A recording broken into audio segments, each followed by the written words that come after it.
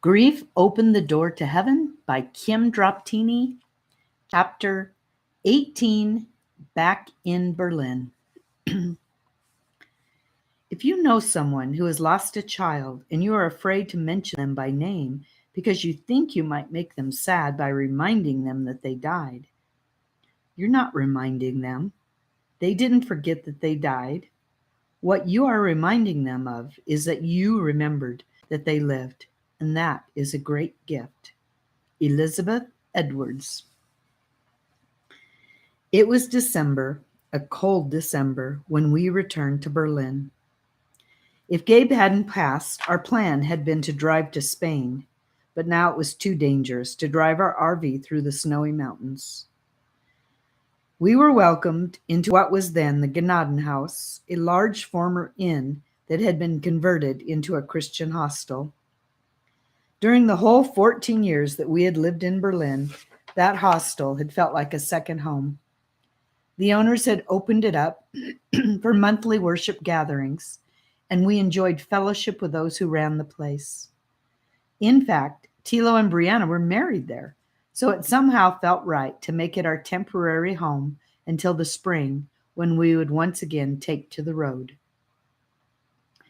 As Brianna and I suspected, once the excitement of being home in the United States and around caring family was over, our grief seemed to take on a new nature. Despite all the deep thankfulness I had experienced in the United States, my emotions now felt rough and out of control. I found myself afraid to go to sleep at night because I knew the great anguish would come. The pain was so intense that I tried to distract my mind with movies and games, hoping I would fall asleep before remembering. One night, I had a mental picture of Gabe shooting up heroin. I saw him in that anonymous bathroom in the internet cafe where he had overdosed. The image felt like knives slicing right through me, and the pain strangled my heart. I tossed and turned until 4 a.m. when I finally called out to Jesus. I sensed his presence immediately.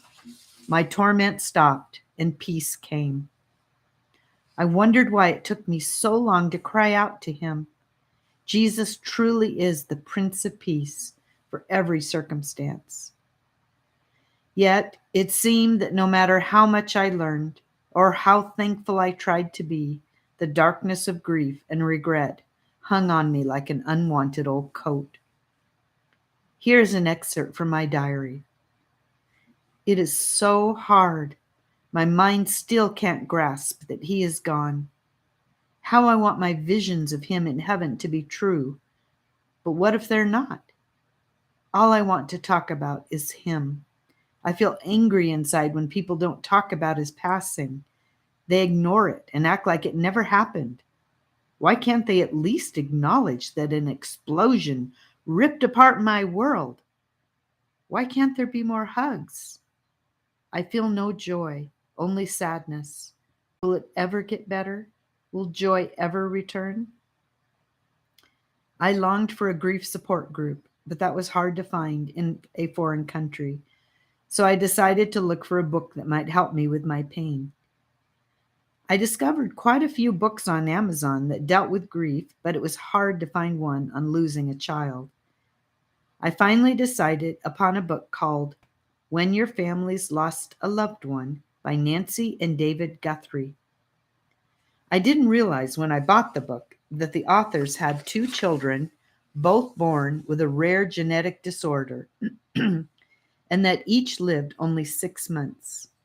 If I had known that, I most likely would not have bought the book, because I thought the authors would not be able to relate to losing an older child. When I first started reading it, my thoughts went something like this. Oh my goodness, you are writing a book on grief, and you lost your children at 6 months? How would you have handled 28 years? I'm embarrassed to confess my judgmental attitude, but that's how I felt. Both Brianna and I had been offended when someone said to us soon after Gabe's passing, I know how you feel. I had a miscarriage. We were like, say what? You have no idea how we feel. You can't relate to our pain at all. However, as I read through the book, I slowly started to realize, and it took a while, that pain is pain. We are all different, and now I see that the authors did feel the same sort of pain that I felt. I finally understood that I can't judge someone else's pain. And in the end, the book was really helpful to me. We had left Berlin not long after Gabe passed, and so now that we were back, I was running into people that I knew and hadn't seen since before his passing, and they would say, "Hi, how you doing?" with a big smile on their faces. I wanted to scream and say, "How do you think I'm doing?" But instead, I would usually just say, "I'm all right." Maybe I should have been honest. I know now that anger was in my heart. Anger towards God, my situation, and towards myself. However, I didn't realize that at the time, and I needed the following suggestions on handling the question of, "How are you?" that was most likely asked in love and innocence. I suppose also that at times it was the flippant way that people can greet you with, "How are you?" And you know deep inside they aren't really wanting or have time for an answer. There was that aspect as well. However, here are some of the suggestions that were in the book to that question: How are you? "It's hard, but I'm doing well. Thanks so much for asking." "Oh, such grace that I didn't have." Or, "This week was difficult because dot dot dot. Thanks so much for asking." Or, "Believe it or not, I'm great. Thanks for asking." Adversely, I got just as angry when people didn't ask how I was doing. My pain felt like a huge elephant that was forever before my eyes, and I couldn't figure out why people didn't acknowledge that it was there. Couldn't they see it? It colored my every movement and thought. Reading that book really helped me get through some of those murky emotions, and I would encourage you, my reader, if you are, or my listener, if you are going through any type of grief, to join a support group, read some books, and don't stay isolated. I pray that the Lord will supply you with the right tools as you navigate through your grief. Several years before I went on the mission field, a good friend's 19-year-old daughter died in a tragic car accident. I remember so well my friend's grieving face at that funeral. Pain seemed to be etched in every inch of her stony face, while her sickly forced smile looked out of place. Someone gave her some CDs entitled "A Healing Journey Through Grief." At the time, she gave me a copy so that as a lay counselor, I could share them with anyone in need.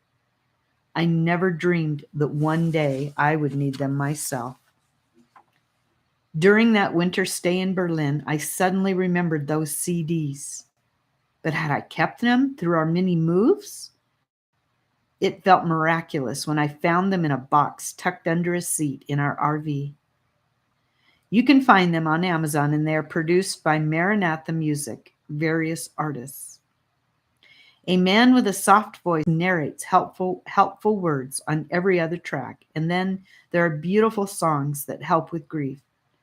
Listening to them at night really helped me to relax.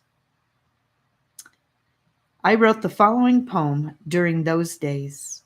It's called "The Explosion."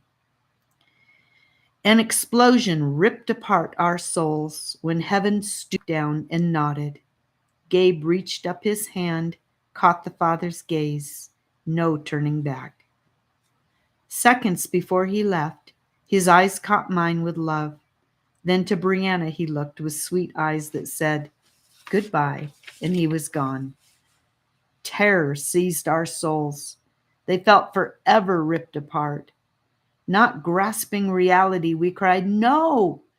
Then whispered, "Please come back." Silence reigned as friends consoled. Heaven opened and he came to us. We beheld his form perfect and tranquil. Freedom skipping, laughing, reigning, we watched in wonder as peace settled the dust at our feet. Debris from the explosion has settled. Tremors come intermittently. Then tears fall. Our souls sigh.